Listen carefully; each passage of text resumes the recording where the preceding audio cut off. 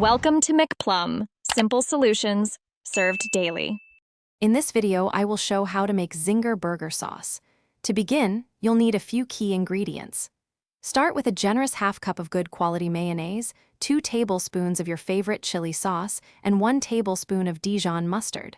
For the spice, grab a 1/4 teaspoon each of garlic powder, onion powder, and paprika. A tiny pinch of cayenne pepper will add that signature kick. Now, let's create the creamy foundation for our sauce.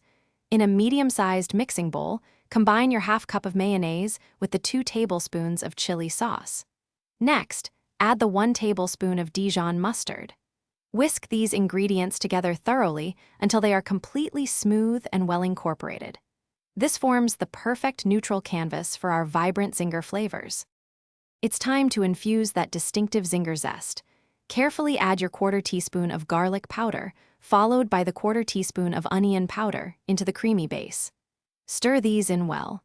Then, incorporate the 1/4 teaspoon of paprika, which adds both color and a subtle sweetness. Finally, add just a small pinch of cayenne pepper to give it that characteristic spicy kick without overpowering. Almost there, give your sauce a good taste test. If you feel it needs a little more tang, a tiny splash of white vinegar can brighten the flavors. Whisk everything one last time to ensure all the spices are evenly distributed and the sauce is perfectly smooth. Transfer your delicious homemade Zinger sauce to an airtight container and refrigerate it for at least 30 minutes before serving.